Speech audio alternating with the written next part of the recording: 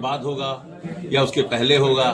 त्रिस्तरीय पंचायत, त्रिस्तरीय रिजर्वेशन को लेकर आप, चूंकि आप पंचायती राज मंत्री हैं, उसको लेकर जो आयोग का गठन होना था अभी तक नहीं हो पाया। आरक्षण का क्या प्रावधान रहेगा?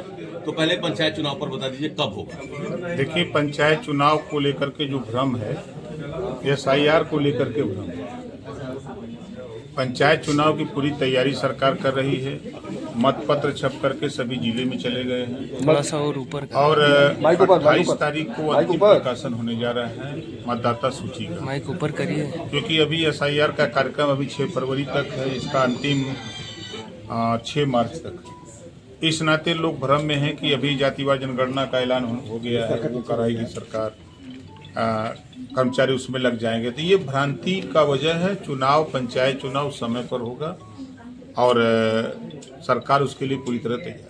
अभी लेकिन आप बताएं नहीं, विधानसभा चुनाव से पहले होगा कि उसके बाद होगा? यही तो मूल सवाल है। नहीं, विधानसभा चुनाव से पहले होगा। पहले होगा जी। ये इस समय उत्तर प्रदेश की सरकार को लेकर एक बड़ा दावा किया जा रहा है, आपके मुखिया को लेकर।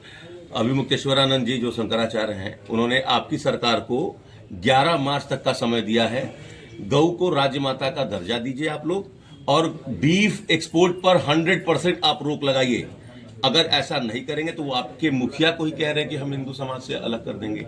आप चूंकि कैबिनेट मंत्री हैं, क्या कहेंगे शंकराचार्य के इस सवाल पर? देखिए, देश संविधान से चल रहा है और संविधान को बदलना, संविधान की व्यवस्था को बदलना किसी शंकराचार्य के बयान से नहीं हो सकता। जो संविधान में व्यवस्था है, उस संविधान के हिसाब से सरकार काम कर रही है और उसी संविधान से देश चल रहा है, उसी संविधान को सब लोग मानते हैं। अब किसी के कहने से कोई नया कानून नहीं बन जाएगा। नहीं तो ये बताइए कि माता का दर्जा देते थे, तो शंकराचार्य का अगर ये आप लोगों से मांग है कि गऊ को राजमाता का दर्जा दिया जाए जैसे महाराष्ट्र में दिया गया, तो क्या दिक्कत है आप लोगों को देने में?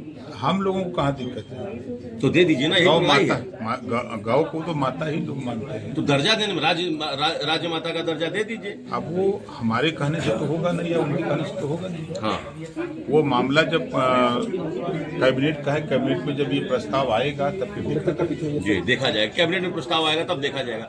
इसी बनारस में आपके जिलाध्यक्ष के नेतृत्व में आपके कार्यकर्ताओं ने खूब विरोध प्रदर्शन किया एक कैबिनेट मंत्री के खिलाफ कि सुहेलदेव जी महाराज की जयंती हो रही थी, उन लोगों को जयकारा भी नहीं लगाने दिया गया।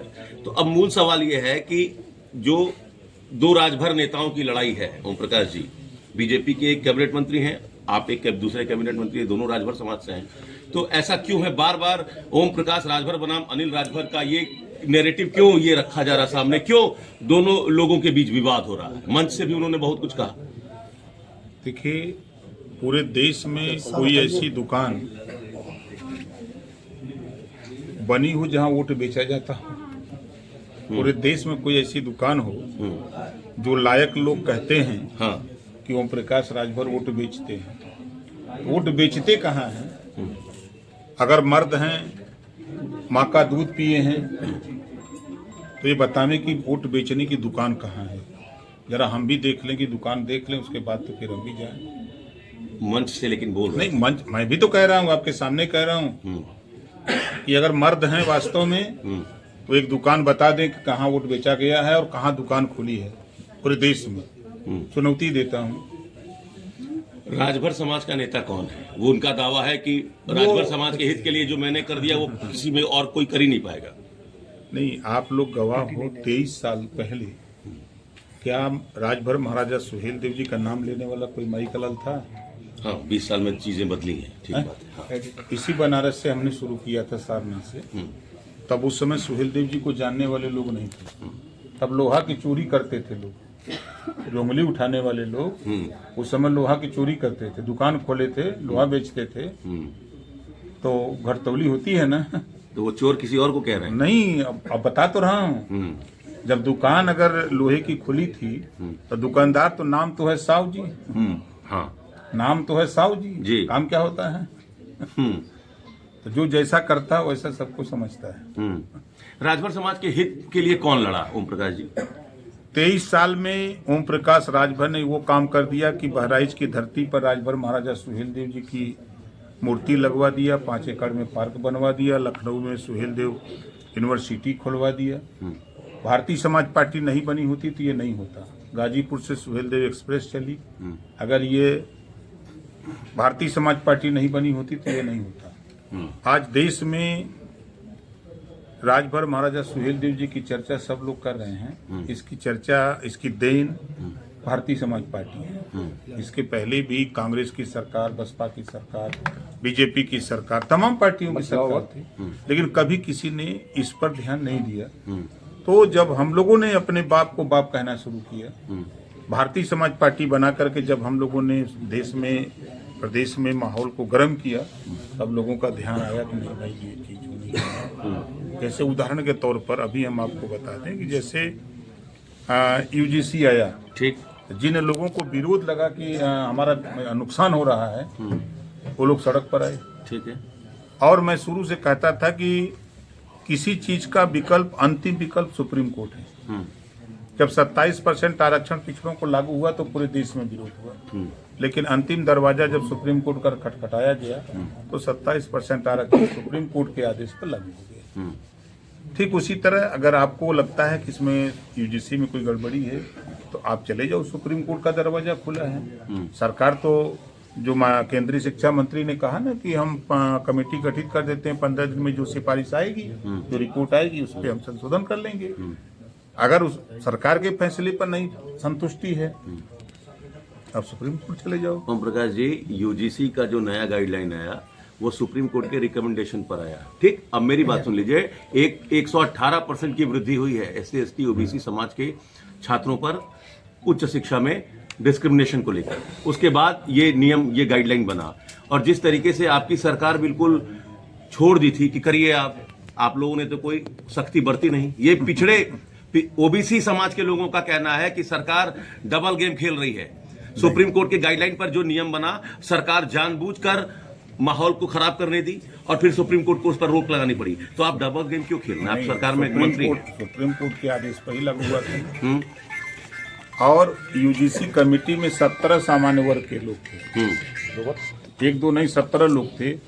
एक लोग नहीं समझे, 2 लोग नहीं समझे, 4 नहीं समझे, 6 नहीं समझे, 17 हो एकदम नहीं समझ पाए। तो आप मानते कि वो अपर कास्ट के लिए दिक्कत गलत था? वो नहीं, जो सवर्णों के लिए गलत था।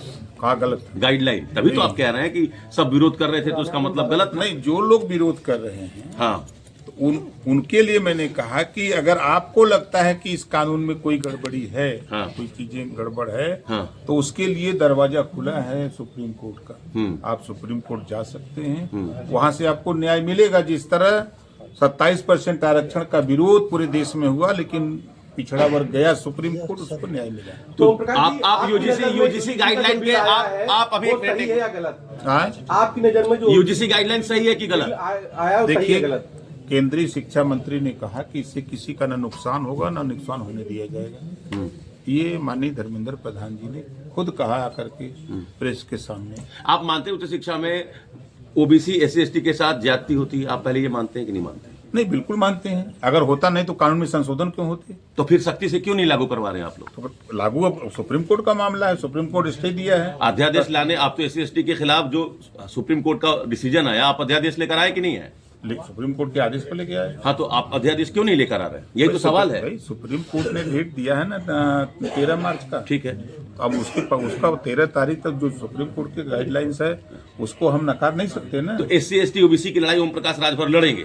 काहे नहीं लड़ेंगे? हम तो सबकी लड़ाई लड़ते हैं। नहीं, फिर आप डिप्लोमेटिक आंसर नहीं, नहीं, नहीं।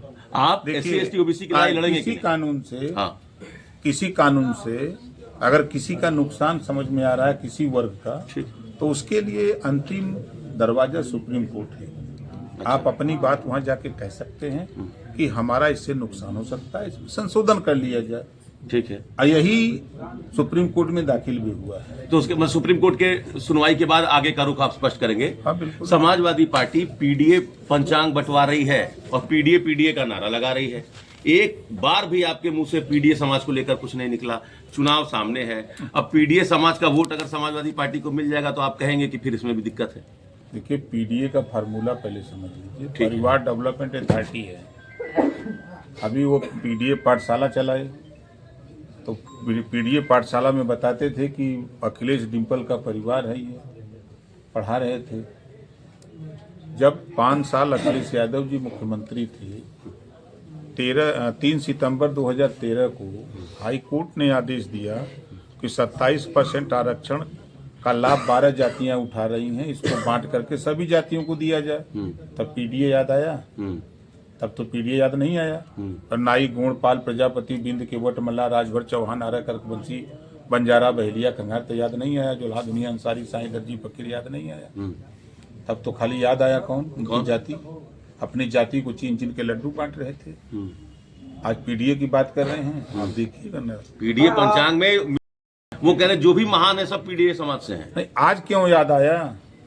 नहीं, पहले से बोल रहे हैं नहीं, पीडीए, लोकसभा के समय से कह रहे हैं। आज हम आपसे सवाल करते हैं कि 5 साल मुख्यमंत्री अखिलेश जी थे, कभी राजभर महाराजा सुहेल देव जी की जयंती पर या विजय दिवस पर 2 फूल या 1 फूल चढ़ाए हों? बता दो। तो सुहेल देव जी राजभर जी बरेली के सिटी मजिस्ट्रेट जो बर्खास्त सिटी मजिस्ट्रेट है वो कल शंकराचार्य से मिले हैं। उन्होंने आश्वासन दिया यूसी बिल के खिलाफ उन्होंने तारीख भी तय कर दी, इसको वापस लें। आप पढ़े लिखे लोग हो भाई, देखो कोई व्यक्ति अगर इस्तीफा देता है ना तो उसका बीमारी का कारण होता है, पारिवारिक समस्या हो सकती है, इसके लिए तब इस्तीफा दे सकता है। कोई यूजीसी और शंकराचार्य के नाम पर कोई इस्तीफा नहीं देता है। वो तो दे दिए, वो ड्रामा रहा यार, दे दिए। अरे आप पढ़े लिखे हो, आप समझो। वो दे इसी नाम पर मैं कह रहा हूँ। हाँ, तो आप इसी नाते उसके खिलाफ कार्रवाई। आप इस्तीफा अनएक्सेप्ट करके बर्खास्त कर दीजिए। नहीं, देखो ये ड्रामा था, राजनीति में आने का एक रास्ता ढूंढा जा रहा तो था। कौन करवा रहा है? मंचन किसका है? कौन ड्रामा करा रहा है? वो अग्निहोत्री कर रहे हैं। तो करा कौन रहा है तो बताइए। अलंकार के पीछे कौन है? खुद कर रहे हैं। आपकी नजर में अलंकार किस पार्टी के संपर्क में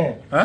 किस पार्टी के संपर्क में? आप कह रहे हैं ना राजनीति में आने का। आपको पता है ना कि माता प्रसाद पांडे से कौन बात किया था? आप बताओ, बात कौन किया था? खाली सवाल पे सवाल करना तो जानते हो, अंदर देखो क्या हो रहा है। कोई जानकारी रखा करो तब पूछा करो। ये राजभर है, राजभर ऐसे नहीं बोलता है, राजभर सीना ठोक के बोलता है। ठीक है, चलिए।